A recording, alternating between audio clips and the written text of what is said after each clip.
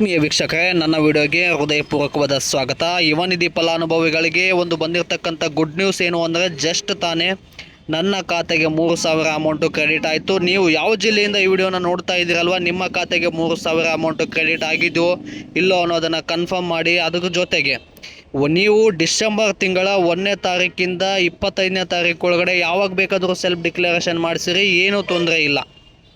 But ಎಲ್ಲ ವಿದ್ಯಾರ್ಥಿಗಳ ಖಾತೆಗೆ ಅಮೌಂಟು ಈಗಾಗಲೇ ಕ್ರೆಡಿಟ್ ಆಗ್ತಾ ಇದೆ. ನಿಮ್ಮ ಖಾತೆಗೆ ಕ್ರೆಡಿಟ್ ಆಗಿದೆಯೋ ಇಲ್ಲೋ ಅನ್ನೋದನ್ನು ಕನ್ಫರ್ಮ್ ಮಾಡಿ.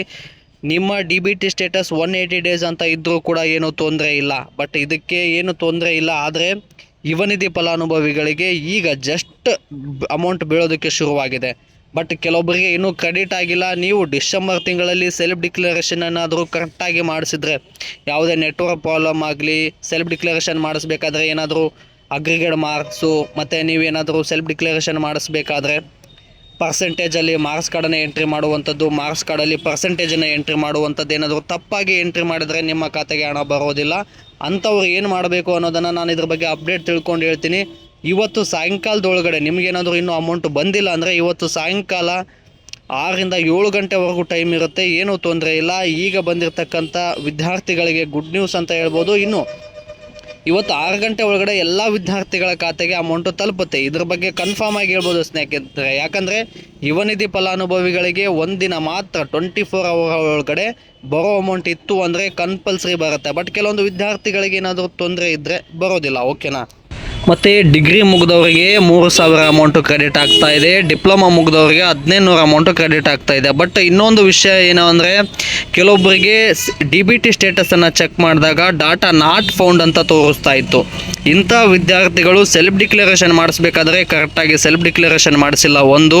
ಮತ್ತು ಅದರ ಜೊತೆಗೆ ನೀವೇನಾದರೂ ಸೆಲ್ಫ್ ಡಿಕ್ಲರೇಷನ್ ಮಾಡಿಸ್ಬೇಕಾದ್ರೆ ನೆಟ್ವರ್ಕ್ ಪ್ರಾಬ್ಲಮ್ ಇತ್ತು ಅಂದರೂ ಕೂಡ ಈ ಡಿಸೆಂಬರ್ ತಿಂಗಳ ಡಿಗ್ರಿ ಮುಗಿದವರಿಗೆ 3,000 ಮತ್ತು ಡಿಪ್ಲೊಮಾ ಮುಗಿದವರಿಗೆ 1,500 ಹಣ ಬರೋದಿಲ್ಲ ಅಂತೇಳಿ ಅಪ್ಡೇಟ್ ಬಂದಿದೆ.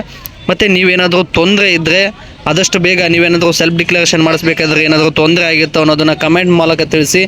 ಆ ರೀತಿ ತೊಂದರೆ ಆಗಿದ್ದರೆ ನಾವು ಯುವ ನಿಧಿ ಆಫೀಸ್ ಕಡೆಯಿಂದ ಅಪ್ಡೇಟನ್ನು ತಿಳ್ಕೊಂಡು ಆ ಸಮಸ್ಯೆಗೆ ಏನು ಪರಿಹಾರ ಅನ್ನೋದನ್ನು ತಿಳ್ಕೊಂಡು ವಿಡಿಯೋ ಮಾಡ್ತೀನಿ. ಮತ್ತು ಯುವ ನಿಧಿ ಫಲಾನುಭವಿಗಳಿಗೆ ಡಿಗ್ರಿ ಮುಗಿದವರಿಗೆ 3,000, ಡಿಪ್ಲೊಮಾ ಮುಗಿದವರಿಗೆ 1,500 ಕ್ರೆಡಿಟ್ ಆಗಿರುವಂಥದ್ದು ಕೃಷಿ ವಿಚಾರಣೆ.